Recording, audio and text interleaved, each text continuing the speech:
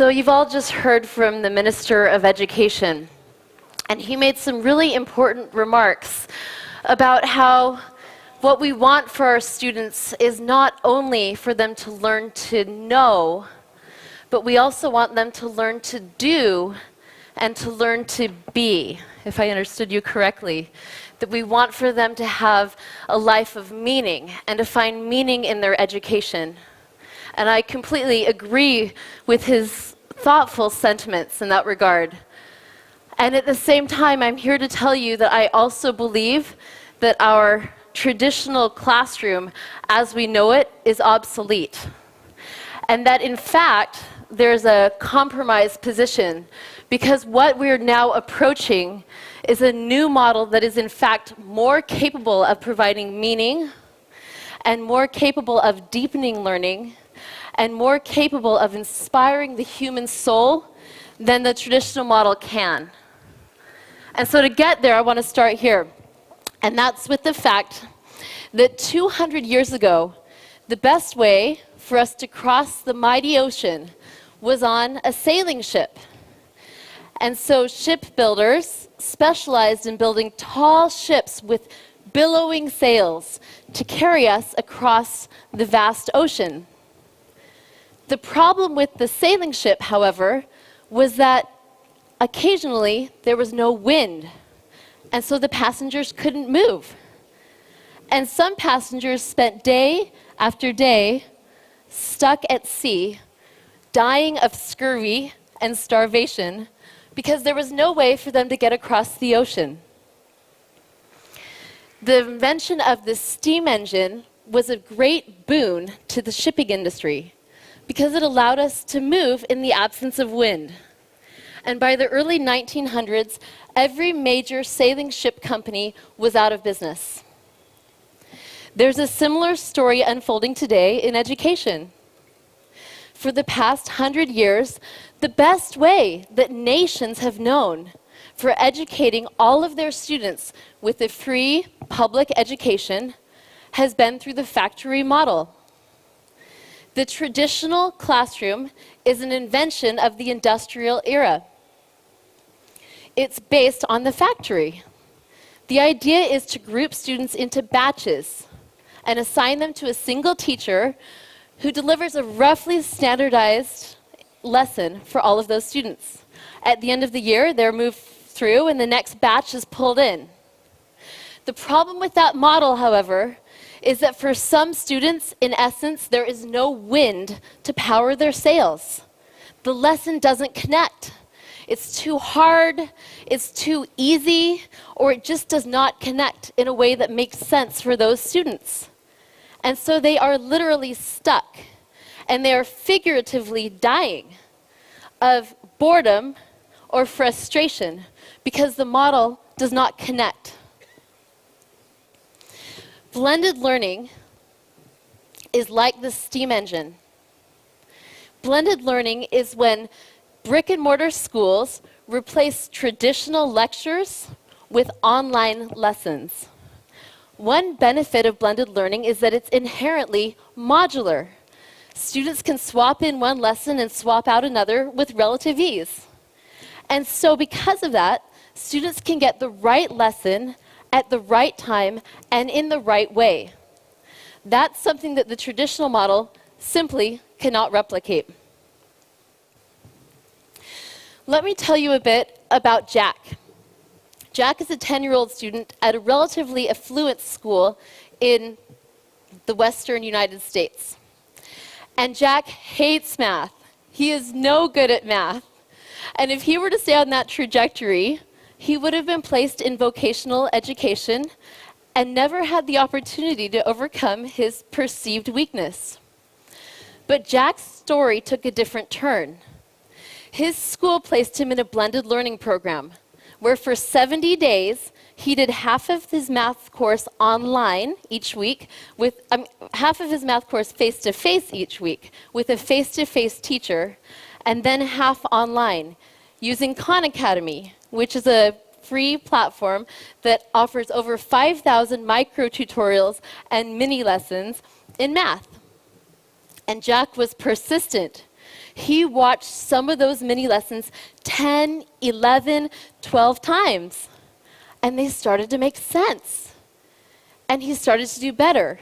And this blue curve that you see is Jack's progress over those 70 days. He started at the bottom of his class, and by the end, he was 4th from the top.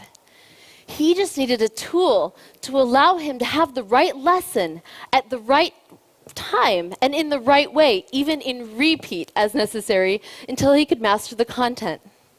I wholeheartedly agree with the minister's observation that in the past, the aristocrats had access to that type of personalization. But who only wants it for the aristocrats? We need a way to allow for the type of individual tutoring and that sort of personalization for everyone, not only for the wealthy aristocrats. And that's why this moment in history is profound. It's because we now have technologies that can help us scale that opportunity to more people so that others can benefit from the richness of a one-on-one tutor-like experience. Blended learning, the idea of face-to-face combined with technology enablers that enable personalization, is the simplest, most convenient way the world has ever known for tailoring lessons to the individual needs of students in a way that's scalable so that others can enjoy that advantage. Blended learning is also more capable of deepening learning. How do we make learning meaningful? How do we make it applied? How do we not only know to know, but learn to do and learn to be? Blended learning is a significant contributor to answering that question. Let me tell you about Dr. Eric Mazur. He's a physicist at Harvard University, and he likes to ask this question. Stop for a moment and think of something that you're very good at, ideally something that's related to your profession. Now, how did you become good at that thing? Was it by listening to a lecture? Was it by reading about it? Was it by practicing it? I would suspect that for many of you, it was by practice that you became good at that specific competency. So Dr. Eric Mazur had that same realization, and he thought, if my students can consume the content of my lecture prior to coming to class, then why are we spending class time going through the content of my lecture? And so he flipped his classroom so that now his physics students do the lesson prior to class. They watch it online or somehow consume it before coming to class. And then that frees up class time to discuss the content, to apply the content, to deepen the instruction. So that question is relevant for all of us. If now the content is available, more or less, at the click of a button, then what is, after all, the best use of face-to-face time? How do we use that precious time with our teachers to deepen the learning, to expand the learning, to apply the learning, to analyze the learning? It's a question for all of us. And finally, blended learning, in my mind, is just more inspiring to the human soul than was the traditional classroom. Not only am I a researcher, but I'm the mother of 5 young children. And 4 of them attend a blended learning school called Acton Academy. And at Acton Academy, they spend the morning doing online lessons where they master their core skills.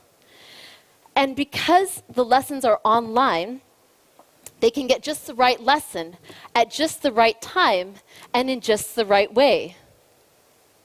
There is an inherent efficiency in that delivery model for them. And because of that efficiency, it frees up the afternoon for them to deepen the learning, to apply the learning. They learn to program Lego Mindstorm robots. They learn to turn seeds into vegetables. They learn to paint large murals. They engage in Socratic discussions. They engage and master in the art of debate. They practice athletics. all of these opportunities to deepen and expand upon the learning that just weren't available to them in a traditional classroom that's tethered to the pace of that single teacher. So let me ask you this. If you were a parent, what would you prefer for your children? A school more like the factory model of the past, or a school more like Acton Academy? It's hard to break from tradition. We've enjoyed these traditional classrooms for years now. But as I look towards the future, as a researcher and as a mother, I can tell you that I am excited for children who will have experiences that are more personalized to where they are. I am excited for teachers who will have the tools that allow them to deepen the learning for each student in their classroom. And I am excited for schools that are more inspiring to the human soul than the factory models that we have today. So let's work together to build those opportunities for our students, to empower our teachers, and to develop those schools. Thank you. Thank you, Heather. As I was listening to you, thought crossed my mind. I'm sure that most of the people in this room would answer your question in a positive way, that they would like their kids to go to a better school in terms of having blended learning available. Whose job is this to do that? In your experience, is it the government's job for public schools to introduce that, or is it a market-driven thing that parents or communities should be leading the way? I think there's two parts to that excellent question. On the one hand, I think in the grassroots, as a people, we can do a lot, regardless of policy. Many teachers who have the technology find that they can flip their classrooms without a lot of assistance from the government. That's only true in pockets where there's the technology available. Oftentimes, as I've observed blended learning roll forth across the world, it's started by what we call the coalition of the willing. Teachers who see the opportunity, who want to deepen learning, who want to personalize learning, and so they take the initiative and find pockets of opportunity. One excellent place to get started is in what we call an area of non-consumption. Non-consumption means that the alternative is nothing at all. So suppose that your school does not offer, say, a course in Arabic, or a course in advanced physics, or whatever it might be. That's a wonderful place to get started with a new model, because you're competing against nothing, and so you can incubate it and it can get better. Simultaneously, governments can do a lot to free up innovators in their people. And the number one thing they can do is to stop looking at regulating the inputs, all of the ways that schooling has to be, and instead start to regulate the outcomes we want from our students. How do we want them to be? What do we want them to know? What do we want them to be able to do? And as we start to regulate those outcomes and hold schools strictly accountable to them, but free up the inputs, that leaves a lot of room for innovation. Thank you, Heather, for this inspirational talk, and I'm sure that many people will agree with you on what you said. Thank you.